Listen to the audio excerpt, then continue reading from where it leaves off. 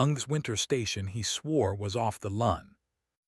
The calendar square arrived at Sucks, Zara ut PM, neat as a timetable. Transit Authority Gala Exchange Concourse late. 2 minutes later, Jumma texted, "Don't wait up." Rail Ops asked me to peek at a heater fault in the winter station after speeches. Proud of me. Rud he spends the heart when the rest of the sentence wants diplomatic immunity. I turned the sauce to the kind of simmer that calls itself maturity and looked down the avenue. The exchange's vaulted ceiling had already begun to glow, brass clock performing forgiveness for anyone who needed the hour to be a friend. The square on my phone pulsed once and then behaved. I rinsed an already clean spoon because sometimes unnecessary is the only honest verb available.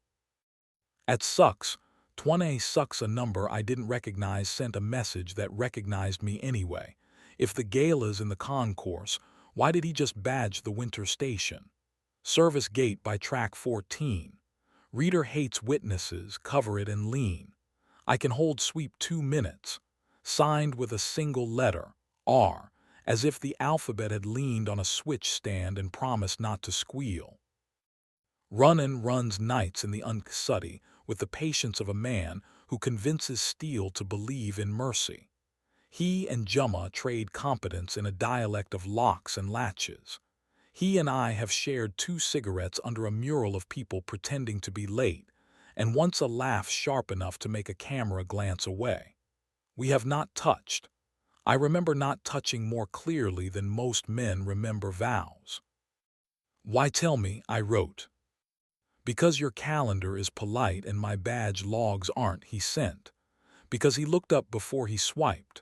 People only look up there when they want oxygen. Because off the line is keep out the way champagne is hydration. The service gate breathed cold air and old apologies. I palmed the reader's sulk and leaned. The latch remembered generosity and yielded. Track 14 wore the smell of snow that couldn't find the door. The winter station lives below the platforms, a platform of its own built when the city decided winter should be chaired. Heat coils hum like a hymn with a union card. Signs that the public never sees advise air to behave. He was where Runnin said he'd be. Near the red radiator cage, jacket off, shirt open 1 button past credible, tie rolled into his pocket like a plausible denial. Opposite him leaned Mucka's Hale, developer, board vice chair, rumor with a suite and a manifesto, 2 fingers resting on the railing as if iron owed him interest. The other hovered near Jumma's wrist without landing, because proximity photographs better than contact when your brand buys platforms and invoices discretion. "Off the line looks crowded," I said. Jumma turned. For a beat the truth used his face like glass before it reflects. Then the public version arrived, posture, breath, the tone you learn for rooms that clap at themselves. "Oven," he said. I how did. "Runnin' likes nouns," I said. "I like doors." Muckas smiled in the register of benefaction. "We were reviewing heat loss," he said. "Patrons delight in feeling the city's arteries stay warm." "I prefer arteries that don't need an audience," I said. Jumma took 1 step toward me and let the grate keep the second. "We were listening for a relay," he said. He wanted to hear the room without speeches. "Sound is persuasive," Muckas said, opening both hands like tasteful parentheses. 2 minutes. The sweep is punctual, my driver is patient. He drifted toward a cutout where a maintenance ladder behaved like a dare.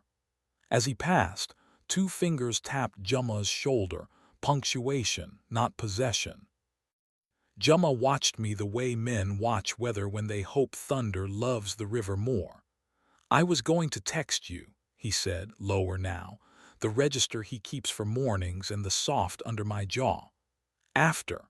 I wanted to know I could leave this room without letting it rename me." "You wanted to be caught," I said. "Not punished, caught." He let 1 breath out, and the coils agreed to be kinder. There is a depth at which grammar resigns. I stepped into his space and put my mouth on his because stone deserves honesty and heat deserves witnesses. He kissed back with the relief of a man who has been paying interest on restraint, compounded nightly by applause and winter. He tasted like Gala bourbon and iron that remembered a train. My thumb found the hinge of his jaw and pressed. He made the small, involuntary sound I keep receipts for. His palm slid beneath my shirt and settled flat between my shoulder blades like a promise that refuses nutawazut pun. We didn't undress. The station charges extra and cameras learn quickly. He broke the kiss first because he knows the exact second heat applies for narrative. He set his forehead to mine. A relay decided not to complain. I didn't kiss him, he said. I wanted to want to, I texted Runnin. You did, I said. He prefers oxygen to salvage. Muckaz tilted his head the way men do when they think their money should count as weather. He didn't approach. The rails minded their nerves. Come home, Jumma said. After I thank the person who hears doors, I said. Runnin waited where the red line divides the floor from the habit of crossing it. Lanyard looped over 2 fingers, patience of a man who can get a train to apologize. He didn't smile. He also didn't make mercy expensive. Sweep hits the winter station in 90, he said. If you don't want to explain your lives to a flashlight that knows your shoes, take the catwalk to the yard, cut through switch gear, out by the salt shed. The yard cam believes every pallet is a pallet. You sent the message, I said. I opened a door, he said. You two remembered how to walk. Switch gear hummed like a prayer that pays its dues. The yard wind had memorized everyone's names. The salt shed breathed its cathedral of crystals. We chose sidewalks over lobbies because lobbies write captions. At home, the sauce forgave me for mistaking patience for character. We ate standing, like mammals who know where the bowls live. He told me Muckaz had been sculpting a compliment into a proposition for weeks, and he had helped because selection feels like love when usefulness empties your pockets. I told him Runnin had texted because some people choose air over alibi. He didn't ask whether Runnin and I had ever been a worse idea. I didn't say how a green exit sign turns Runnin's mouth into punctuation that finally understands itself. We didn't fight. There wasn't theater left to sell. Later, in bed, we left a sliver of cool like a reservation and let it surrender because the night had already billed us for restraint. He kissed me with the steadiness I trust more than policy. I put my mouth where his jaw goes humble and told it a morning. It was heat without spectacle. The building minded its breath. The city rehearsed forgetting our names and we let it. Morning behaved. Coffee made its case. The calendar square for tonight stayed blank, which in this town is the kink we can afford. Jumma tied a tie over a throat I intend to retire with patience and kissed me like the door already knew our names. He left to explain continuity to a breakfast that confuses rails with roads. At none, Fufton a text arrived from a number saved as 1 letter. No winter cam saw anything but pipes. I looped a heater test for 20. Consider it training. I sent, you're very proud of your training. He replied, I'm proud of your exit. No punctuation correct. By noon, a society blog posted Muckaz haloed in champagne near a brass clock, captioned with stewardship and progress. I scrolled past. It wasn't our room. At 1, Twane Tud Jumma sent a picture of our kitchen plant basking in a dutiful square of sun. Room exists, he wrote. The week pretended to be a timetable you could trust. Muckaz sent a revised pledge with fewer adjectives and more commas. Jumma read until the commas behaved like a harness and set it aside.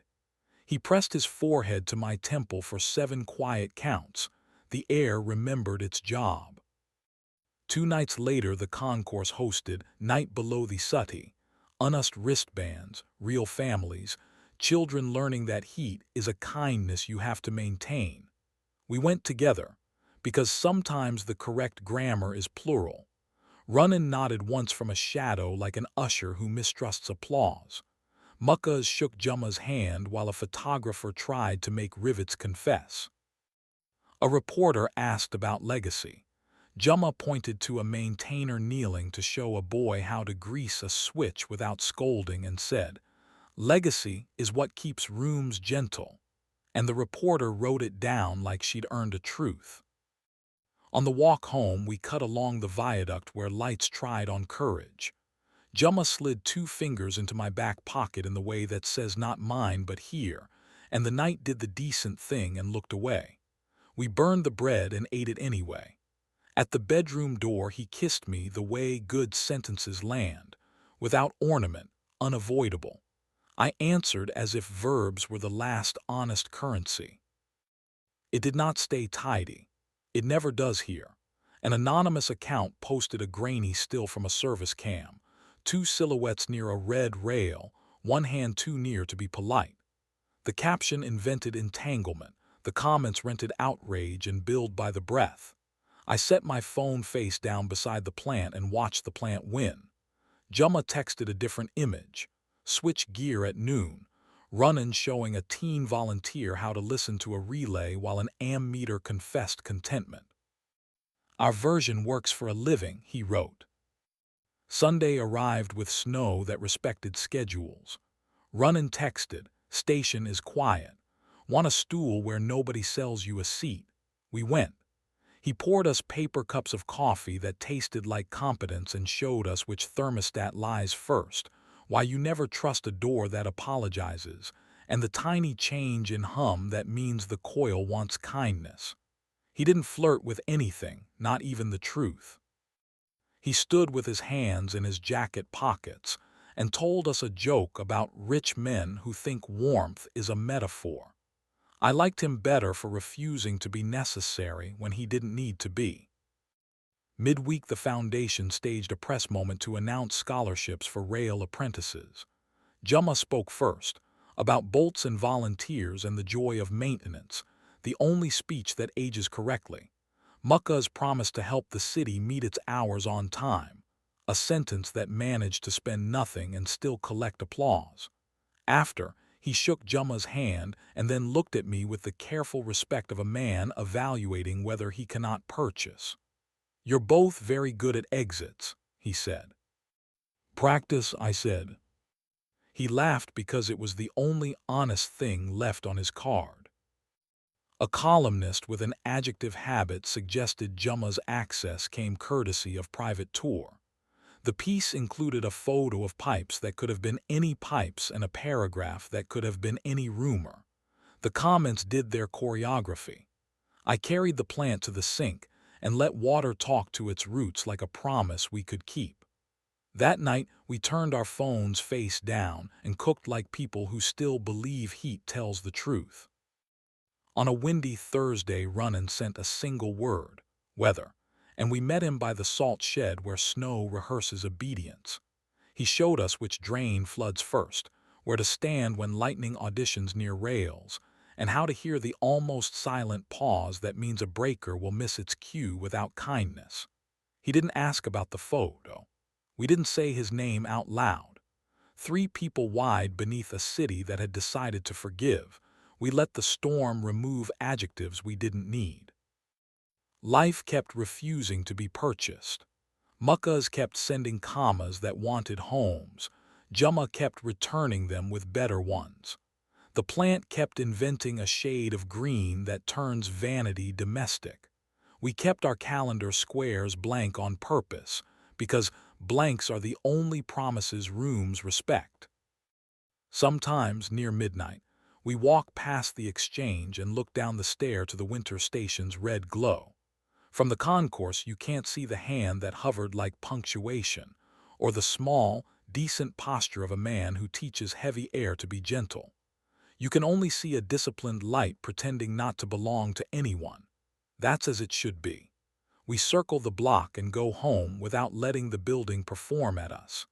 He takes my wrist like a man reteaching himself the grammar of doors.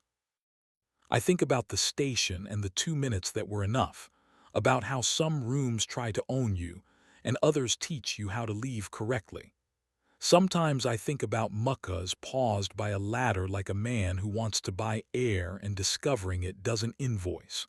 Sometimes I think about Runnan's line, "I opened a door," and how it's the only biography I want for this version of us.